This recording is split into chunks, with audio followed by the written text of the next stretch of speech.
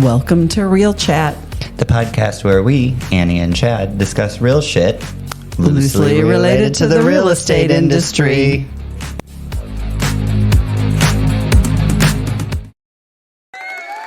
Hi, Annie. Hi, Chad. Hi, Jessi. Hi, Jessi. Welcome to episode 17 of Real Chat with Annie and Chad. Super excited about this episode.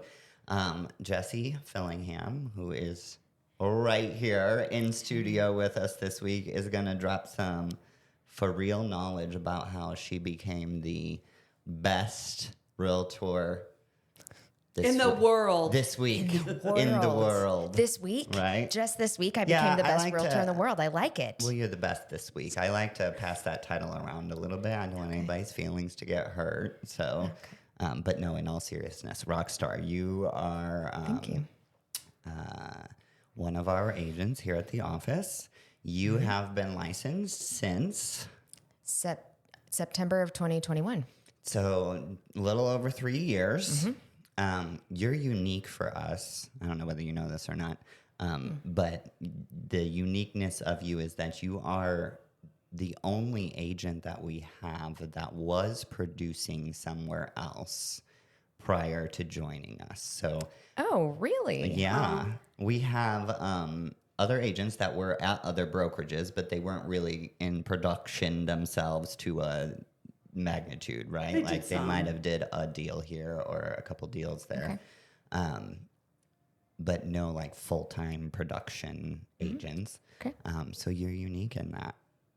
So we're going to talk about that a little bit And later. we love you. Yeah. I love you too, Annie. Great. Thank you. So anyways, we just like to start off with just, what's up? What's up with you this week, Annie? And I've The decided coffee mug is new, so I'm just trying to get the coffee. that's to because vibe. we usually film in the afternoon, and we're today usually we're filming in the partaking by then. morning.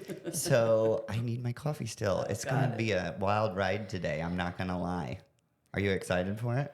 Why is it going to be a wild ride? Because I haven't had any damn coffee yet. Oh, got okay. it. Got It does make the room smell good too. I'm so happy I have my sound effects back by me. I know that was lonely.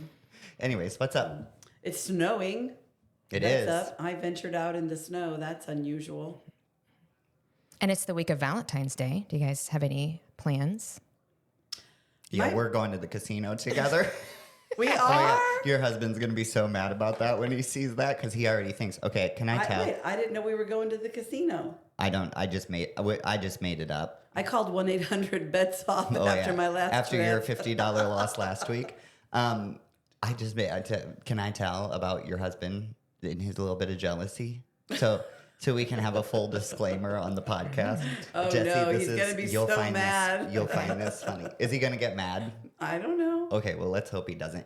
Jamie, if you get mad at me. Don't get mad at Annie. She had no idea I was going to say this, but Annie shared with me that Jamie's watching the podcast, which we totally appreciate. My husband does not watch the podcast. The Funny. hell, Mikey. But anyways, and he gets feedback, and he's like, "You guys," he tells us, Annie. He said, "It just seems like you're a married couple. Like you guys are too chummy." And I'm like, nobody thinks we're married. Nobody. No, you're like brother and sister. See? She's there just you go. being kind and not say mother and son. No, you're brother and sister for sure. For sure. Yeah, and I know because of my kids, it's the whole, frenemies thing. You're best friends, and you can also be each other's worst enemies, and you fight constantly, love each other deeply, and will always have each other's backs while also pushing each other's buttons. See? Sums it up. It does There you sum go, it up. There you go, Jamie. Jamie. Like from the mouth of a babe. Is that a saying? She's not a babe. I don't know what saying I'm trying to use Yeah. right Out of the now, mouths but- of babes, it's like when a little kid tells you something that's like brutally honest. Okay, that's not what I'm going for then. Yeah. No. What am I going for here? Like uncoached, unbiased opinion on That's the There you spot. go. That's That's good. it. Don't worry, Nobody, Jamie. nobody thinks we're married. Nobody. It doesn't. It's not a thing. But they are unusual. You're not wrong on that. Mm-hmm. I'm okay with that. And that. Okay, we're going there. You want to go there today? Chad's unusual. All right, let's go. Yeah, I don't know. Let's clarify that. Chad's unusual. Are we going to pare it down this much? Do we want to? No, let's move on. I think it's a fun conversation, personally. I thought we started this by talking about Valentine's Day. We did. My husband's going out of But do you town. wanna I just have know- to say. So he tried to make up for it by bringing me a bouquet of roses already, which was nice. Thank you, Chris. I do like I them. There get you go. gypped on Valentine's Day because my birthday is the 15th. Yeah. Oh. So it's usually, well, maybe I shouldn't say gypped. I was going to say, you get double But it's lovin'. usually all combined. It It's is. kind of like having a Yes. Christmas birthday. Well, and we do have one of those. Yeah. So we know what that's like in our family. We have a Christmas baby. He was Yeah. born Christmas night. That had to suck for you. Being in the hospital on Christmas? Yeah. Well, this was my second baby, so I knew enough to stay through Christmas dinner. And let me tell you, I was having contractions, and I was definitely still eating that Christmas dinner. Because you knew once you got there was no more There was food. nothing. And I told my mother-in-law when we left that she needed to save some of the peanut butter and Hershey Kiss cookies for me, and she did. She brought them to the hospital for me later. Did she really? That's a good She did. mother-in-law. And my other thing I was concerned about, this is so ridiculous, was you know how they have the ornaments that say baby's first Christmas? Well, this was going to be my baby's first Christmas, and I hadn't bought any of them, and they were going to all be gone. So I also asked my mother-in-law, because I was at her house, by the way, while we were having contractions 'cause on it was Christmas like- Day. And I was like, okay, Carolyn, you need to go get one of those baby's first Christmas ornaments for 2008, or I'm going to not have any.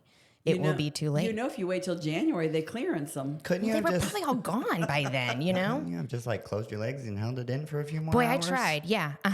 No. And when I got to the hospital, that might be too much. I have no idea. I have no idea how any of that works. All you need to know is that it goes to a 10. When you're at a 10, like the baby is coming. I was at a 7 when I got into the hospital. And what time was that? It was at like 9:00 at night. Like I tried. I was determined. Okay, not to have a Christmas baby. And yeah, my son was not going to wait, and he was born. And so yes, when you talk about having a birthday right by a holiday and it all gets Yeah, combined it in, does. we've done our best to try not to. Yeah, my daughter's birthday is the 19th of December, and she will tell you that it feels a little combined. One of my nephews. Oh, is he my nephew? No, he's my cousin. One of my cousins has a birthday on Christmas. So I've decided that like summer birthdays are the best. I don't know. I like my birthday. It's in the fall. Well, that's true too. September but far 19th. away from like, all the it's holidays. still warm during the day, but nice to sit out at night. Like it's not scorching, and yeah, I'm a fan. It's a good time. I'm pretty awesome. Just saying. Got it. Noted. I love having Jessi here because when you say stuff now, I can look at someone else and get agreement. Whatever. There was eye contact. So, real estate. Yeah. You Real estate. are a fabulous agent. You actually got you. called out on this podcast in a recent episode by our marketing person, Mandy Morville. who ran across a Random customer that you are working in your sphere. One of So my neighbors. What is? What are the odds? I know. Yes. So tell us why do you do that? How do you do that? What do you do? What do you got to share? In my neighborhood, Share. what am I doing? Yeah. No, just being a Oh. real estate agent, whatever you want Oh. to talk about. What do you want to talk about? Well, by the way, I just have to say it meant so much to me to hear that story from Mandy. Because so many times we're doing these things and, you think it's working, you think it's having an effect, but you're not always sure. And that was just one of those circumstances that just, illustrated, yes, you're doing the good work. Keep on going. Right. People are noticing. Yes, and I feel like that's one of the things that makes it so hard for agents to be consistent is the lack of feedback. Right. Yeah. And if you're not getting feedback, then sometimes it feels like, well, why am I doing all of this? Yeah. So feedback is really great and helpful, and I feel like in our market right now, feedback can be kind of hard too because our inventory is kind of low. Buyers are really tired of it being hard. Interest rates are not as low as they used to be. So there's just so many reasons why things are not moving as quickly. Yeah. But you still have to hustle and be out there. So Yeah, tell us a little bit about what you do in Yeah. your neighborhood that whole story Or transpired. just as a realtor in general. Like I know in the Sure. office, a lot of people look up to you because you do have. So you were 2024 Salesperson of the Year, which for Claps. is yes. Oh yeah, applause. thank you. Anyways, So you're 2024 Salesperson of the Year, which means you did the most sales in the office of all the agents, and there was, on average, 19 agents in the office for 2024. So that's a pretty big deal. I mean, like, how did you do that? What did you do? Okay, some of the things I do. One of the new things for me in 2024 were pop-by gifts. Thank you, Annie Calloway. She inspired me, coached me on that. So just taking time to stop by people's houses and drop something off, because who doesn't love a little surprise gift on a random day? I did a few Valentines. I did a lot of Girl Scout cookies, because everybody loves Girl Scout cookies, right? And I happen to have a neighbor that is the cookie cupboard for like the whole area, and so they have tons of cookies. But I digress. I saw that truck get delivered on Facebook. Yes. You had it like a pallet of I did. Girl Scout I was there cookies. just in time to see the pallet getting unloaded, and I was so excited. I ran up the street to get a video. I probably looked like an idiot, but doing it, the social media reels that I've been doing, I already feel like an idiot anyway. So pop-by gifts, and then with my neighborhood. Let her finish.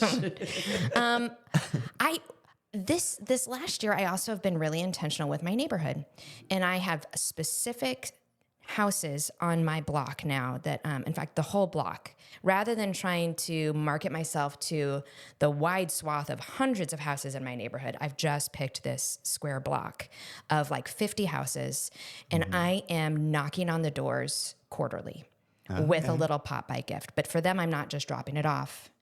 I'm knocking on the door. I'm having a conversation with them. And I would say that my style so far in real estate has been about relationships and getting to know people, and the whole you work with who you know, like, and trust. Right. And then the most amazing thing is when I get a referral from someone who knows, likes, and trusts me, and then that person is already so inclined to trust me because that person that they know, like, and trust has recommended Makes the me. job a little bit easier. It makes it so much easier. And I do feel really fortunate that, when I've met with sellers to list their homes, I'm not usually in a situation where I'm interviewing for the job. I come in and I'm the only person they've asked because someone recommended me to them. Which is the great situation to be in. That's ideal, right? I'm going to jump in here because Jessi and I are going to drop a bombshell. Jessi and I are getting drop a bomb. Jessi and I are getting ready to collaborate, it's very much on that same mindset of people that already know, like, and trust you, and then them referring people. And that, we did another podcast where we talked about everybody needs a realtor, even if you're not moving, right? Because we do have all those contacts. So Jessi and I are getting ready to do a campaign. I'm going to call it a campaign of who do you know that we should know, and we're going to really use that because we want to be the realtor who has those connections, and that works whether you're a HVAC repair or you need your house washed or you need a cleaner or whatever you need. And also, who do you know that needs a realtor? So and more to come on that. More to come on that. I'm excited that it's not just a campaign for, like, who do you know who's going to be moving? Right. It's who do you know that's relevant to real estate? Because we want to be that, walking encyclopedia for everything, all the contacts. We want to be the Rolodex. Right. You want to be the real, awesome. So what was your sales volume last year? I have a ballpark, but I can't remember exactly. I usually think in numbers of transactions and not volume, but I think my volume, it was over 5 million. Okay. And how many transactions was that? It was 19. 19 transactions. Yeah. Okay. And prior to joining Realty One Group, the year prior to that, what was your transactions and volume? So my transactions were close. I think I did like 17 or 18 the year before, but my sales volume was only 3.6, I think. Okay. So I think I went up 1.5 million from just another transaction or two, which was really exciting. And why do you think, like, is there a reason that happened, or? I had some clients that were looking for higher priced homes. I think that's really mostly it. I'd have to go back and look again. Out of that, okay. Yeah. I'm just curious. I mean, like I said, I'm interested because you have the experience outside and inside in the real estate industry of Realty One Group versus, what we have versus not, what they have, if you will. So I'm just curious, like, what goes through your head when you think about that? Like, what jumps out at you as the biggest thing that you didn't know? Like, the question, I guess I'm trying to formulate the question in my head, and it's like, with prefacing it, but what is something that you didn't know you needed that you didn't have? Is there anything like that? Like, oh my God, I can't believe I didn't know this before. Oh my God, I can't believe I didn't get told this before. Oh my God, whatever. Oh, geez, now I feel on the spot. It's gonna I be. know. I'm gonna remember this tomorrow at a random point in the day. What is it that some of those key things? Well, I mean, one of them was a process of self-learning. I really enjoy working with owner-occupant buyers and sellers. And I had previously been working with more investors than, owner-occupants. And investors are fantastic. I'm married to one of them. Yeah. But I would say in terms of the clients that I really enjoy working with the most, it's the ones who are wanting to live there or are already living in the home.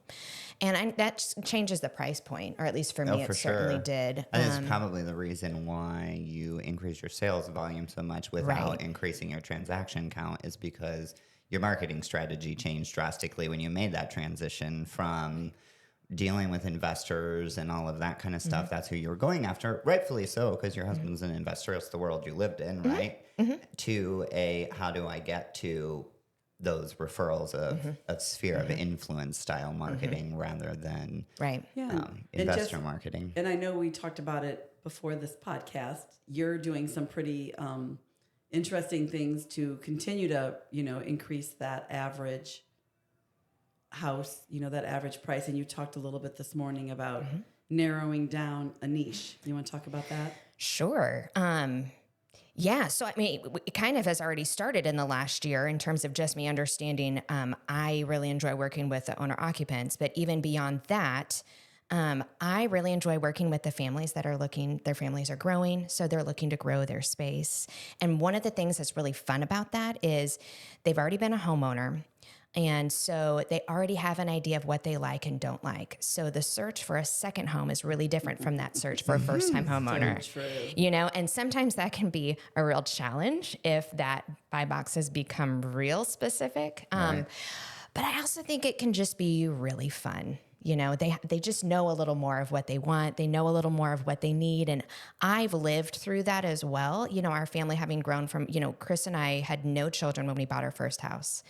And now we have 4 kids. And so we know what that's like to have a growing family, to have more space. And so, I think it works well. So I'm going to work on my marketing this year and start marketing to that niche. Not exactly sure how that's going to. Why do you need to get down to a niche? Well, I don't know that you have to, but it makes a lot of sense when you are in, a phase of life. It's interesting when you said that, because the area that I like to work in, or that I feel very comfortable working and helping people, is, I don't want to say at the end of life, but it's when retirement or a lot of people when their parents have, a lot of people my age, our parents are either passed or need to go into long-term care, and now you have their home and their estate and not knowing what to do with it. And because I lived that more recently, that's a niche that I like to work with. So I do think it is something that that you're comfortable with. And why have a niche? I think that probably because your advertising can be more specific to that, and you get really good at it. If you do one thing. So. I wonder what my niche would be if I did that. I don't sell houses, but I wonder what mine would be. You got any good ones? Well, I don't want to say them on here now. I'm trying to think. I figured you'd have a good one right off the bat. Chad's niche would be for people who like change a lot, and so they want to move a lot. Yeah, I was thinking I really was thinking 1-bedroom lofts. That would be my niche. And you need to get it at a good price in a good market, because you're probably only going to stay a couple years. There you go. So it's got to be something that you can move on from. But now you're lakeside. What is that? I am lakeside now, but He was yes. lakeside before he went lakeside, though. I know I had 2 houses before I went lakeside. Conglomerate done. Anyways, what is that word where you Crazy? dual in dink? Oh yeah, You dual heard income, this, no kids. right? Yep. I think that would be my niche. I've never heard that. Okay, so dink is a young people's word. What are you saying? Younger than me. Are you older than me? I am. We knew this. I don't really. I always yeah. He forget. just wants I to, am. let's just call it out on the podcast. Who's the youngest? Who's the youngest? Well, I wanted to say younger Chad's people. the coolest and the youngest. I don't think I'm the coolest. That's Me neither. but Okay, so dual income. anyways, dink No kids. is DINK. It stands for dual income, no kids, and so that's me, right? It's people with me. money. Yeah, exactly. Me And and it's, my and it's they kids. never had kids, so it's not an empty nester. No kids. They don't have kids. Yeah, they both work, but they don't have kids. So like, yeah, people got a always lot of money. Yeah, people always say, well, and disposable money too. Yeah, People right, always say to me and Mikey, like, you guys have all that, we're bougie, whatever. People, blah blah Right. blah. And they're like, I don't know how you would do that. And I'm like, well, most of my friends who are 36, 37 years old have 2 kids that are under the age of 10 and, whatever. And I'm like, a lot of money. yeah, I don't have any kids. Yeah. So I Yeah. drive a So spend that shit. Exactly. Right. Like, I don't need to say, No. I mean, what is it? That would be my niche. My niche. No, it is interesting because I That get and that I the don't no, really the no like kids ever. kids. Because I have grown kids who now have kids of their own. They're just as expensive. More. Grandkids are really expensive. But fun, I hear. So fun. I don't mind grandkids. Because they like your grandkids, I don't mind them. I do not like don't. I Well, don't thanks. like kids. I mean, I just don't. They're too dumb for me. Oh, Okay, well, we sometimes they say and see really insightful things, though. They will catch you off I guard. know. Inside, And that circles back to out of the mouths of yes, babes. out of the mouths There of you go. babes. There you go. By accident, they see those things. Yes, I just can't No, by do truth. the It's no. truth. They're truth tellers. They're truth tellers. I can't do the no logic like that. Just I can't do it. Anyways, that would be my niche. Yeah. Dinks, That's a good one. I think you're right. for sure, no doubt about it. Yeah. I actually, I'm going through my head right now and thinking of all of the clients that I have brought in. I don't think any of them have had kids. It might already be my niche. No, and now you can just jump in with me and Jessi because you would have your whole section of who do you know that Chad should know, and that would be people who are also Wherever the dinks. dinks are, they're at the clubs, they're at the bars, they're eating out, they're at the casinos. Yeah, they're having a great life. Yeah. See, and for me, in my niche, they are at the soccer games, basketball games, swim that's meets, right, all the places that I also am. which is a great reason for having a niche. Back to that question, because it's where you already are. Where we are. So have those Identifying relationships that. with the people where you are. Yeah. In fact, to circle back to the beginning of the show, I brought up Valentine's Day. We have an indoor soccer game on Friday night at 7 p.m. So the joke in the parent text group was oh, happy Valentine's Day, everyone. Yeah. We're Yeah, play joking with the about red bringing soccer chocolates ball. and stuff. Right. But then I thought, wait, maybe I should. Maybe I should bring little boxes of chocolates for each of these you couples. should. Yeah, so I think that's going to be my Valentine plan. Is to work my I business. am so jealous of your life right now. So jealous. Yeah, you didn't say that with a straight face, no. No, we were As talking. long as it makes you happy, that's I was all that talking matters. with Dawn, who's another one of our rock star agents She here in is. the office, and we were talking about building your sphere of influence. And she talks about that she goes to all of her grandchild's games, and she's like, and everybody knows me because I'm that grandma. And I said, well, you should use that. You're already there, so do that, and make it that be from the grandma. I know the grandmas that come to Right, our sports games. I absolutely. recognize them. I know their names. Yeah. Oh, But do yeah. you know that they're? And Dawn do you doesn't know what look they- like a grandma. Do you know She's what so they young. do? Well, she's retired. Yeah, no, but I'm saying like Dawn could. That's another group of people that Oh yeah, absolutely. should know her. Absolutely. And all they know right now is that she's that crazy grandma. Crazy realtor grandma. Yeah, exactly. So what are you going to do with these people that get referred to you? Like the people that I need to know. Like, what would I do? What do you mean? What would you do? What would I do? Like, what am I going to do? Like, so what are you going to do? What do you mean? What do I mean? What do you mean? What do I mean? Who's on first? What's on second? So you're going to do the who do I need to know, and then somebody's going to tell you somebody you need to know. What are you going to do with that person? Oh, you call them. Are you like you're going to go meet them and go out to lunch or whatever? Or coffee or just you reach out, start a or- relationship with them. You just start talking to them. You learn about them. You get to know them. Yeah. Well, and it depends on what the contact is. If it's a contractor in the real estate world, if it's some sort of like a vendor, you're going to get to know their business. You're going to find them on social media and connect with them and like their posts and maybe share one, and you're going to become valuable to them. There's so much power in entrepreneurs helping each other out, because there's things that we can do to help them. They can help us, but in all of it, we're helping our clients. So, yeah, we're going to meet them. We're going to hopefully use them, in our own business. And Utilize refer them, work with them. Work with them. Use them sounds. Use them. Utilize their services. That sounds I don't know. worse That than doesn't use sound them better. to me. I think I'd rather get used. Scratch that. Yeah.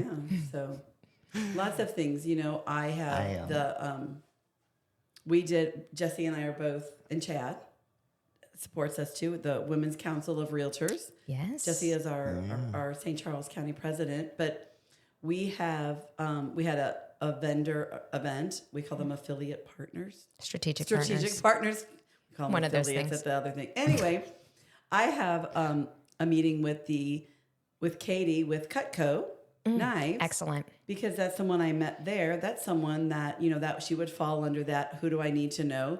Because Katie does these great gifts for clients or, other people that you work with. And so that's just a way of being able to help each other out. So we're actually setting up a time for her to come into the office and see our new office and meet everybody. And Great. Love that. Where are people going to find this series at that you're going to put out? well, now we can't give all our Everywhere. secrets away. If you're cool, you'll see it. Stay tuned. That's right. Stay tuned. Okay. Well, I can't wait to see that. I'm excited about it. Good. Go ask a question. What question? You have the two of us pinned in a corner right now. Oh my in a goodness, I tiny do little room. literally have you pinned in a corner. Literally. What question have you been dying to ask us? Now's your opportunity. Oh my gosh, Now this is you're another. really I'm putting her gonna. on the spot. Or what do you want to talk about? It doesn't even have to be a question to us. As you were driving to work today, I know you were thinking, Okay. this is what Real I should estate talk about. podcasts. Okay. Which real estate podcasts are worth listening to? Because I have to admit, I don't listen to a lot of podcasts. I listen to them on occasion. I am a book gal. I love books and I love stories and I get immersed in them. It's not always a healthy thing. But so when I do listen to podcasts, you look and there's just a lot and there's a lot of fluff and I don't have a lot of time. I've got a full-time job. I've got 4 kids. So I want to know what's going to be the best for the amount of time I have to listen to it. So what do you listen to that you think is worth our time? I'm a jumper. I jump around a lot. I don't have one that I just listen to. I do like listening to Glenda Baker. Okay. I like to listen to Tom Ferry. But I also like to listen to podcasts that aren't necessarily real estate. So I like to listen to Mel Brooks or Mel Robbins. Who's Mel Mel Robbins. Brooks? There you go. Mel Brooks is Mel Brooks is the hatchet guy in The Patriot. that's Mel Gibson. Mel Brooks, isn't he a Who is that? Hollywood producer? Where did that just come out of my head? Are you sure?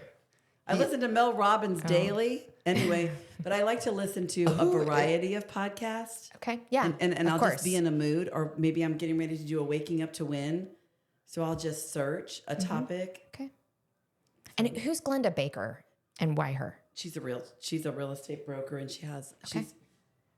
she's got some pretty interesting perspective. She's really super down to earth and real. Okay. And of course, I listen to Real Chat with Chad and Annie. Well, of course, I forgot to mention that.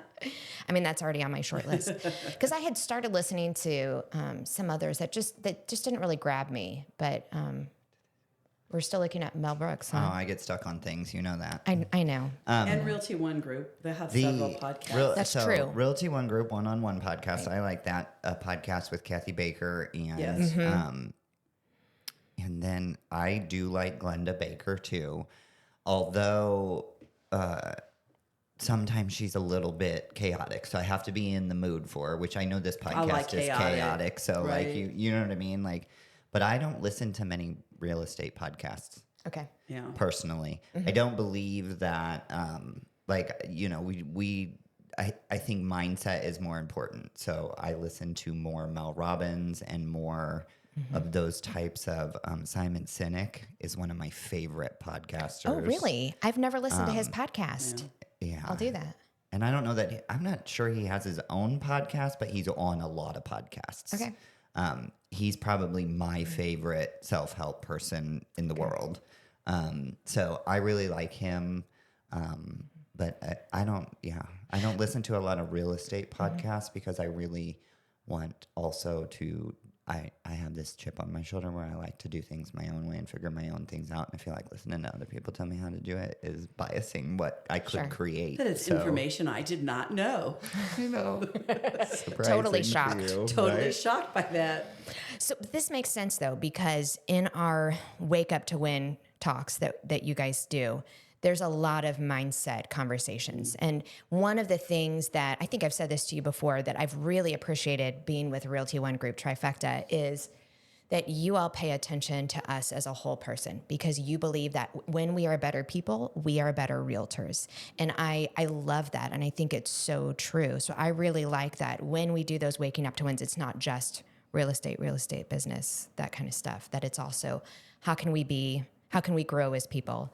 How can we, pay attention to our habits and our standards and our mindset? And I'll listen to, and to that point, I listen to a lot of podcasts about things that are seemingly not related to real estate, but they're systems or processes that are naturally inherent in the real estate industry. And so, like, I love listening to podcasts about just the sales process or the sales cycle in general, right? And then bringing that and tailoring it to real estate or bringing my own desires and goals into that. But I like to understand the overview of things. So that's generally what I listen to as far as podcasts go. Yeah. That's all I do though. I don't. Do you watch TV? You still watch TV? Do you watch TV? I don't watch much TV. If I watch a show, it's usually because I'm watching it with someone in my family. So it's usually to spend time with someone in my family. I'm not a big TV person because I tend to do more books. Yeah. I was thinking about that, but I want to start watching podcasts, like stuff like that on YouTube, because you get YouTube on your TV now. Like that's just such a, I don't know. It's a different train of thought for me. Ow. You can't. Oh, he's the youngest. Cross that way. Right. I'm feeling limber over here now. I'm like over here loose in my seat. Also the unhealthiest out of all of us. I'm just saying. I wasn't going to say anything. You can say whatever you want. I don't care. You know that. So anyways, any last thoughts, Annie? No, just thanks for joining us. Thanks for having me. This has been so much fun. No, it has been fun. You'll have to come back. I'm excited. I'm excited to see what you do this year. I think you really got your feet underneath of you. Yeah. And I think that, I was excited to hear one of our agents wanted you to be their accountability coach because I think that coaching and teaching makes you a better doer too. And so I'm really excited that, and I'm hearing through the grapevine that you agreed to do that with her. So I don't want to put you on the spot, but I'm excited for you for that because I think it's going to help you tremendously too, in addition to her. So I'm excited to see what this year brings. New office, new space, new life. I wish it would hurry up and get done, but we'll Don't wish all that time away though. That's right. We got to enjoy it moment by moment, in the moment.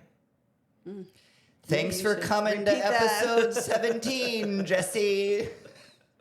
No, I'm just kidding. Thank you so much for being here. I agree with that sentiment for sure. So we will see you all next week on Real Chat. Follow and subscribe if you're not.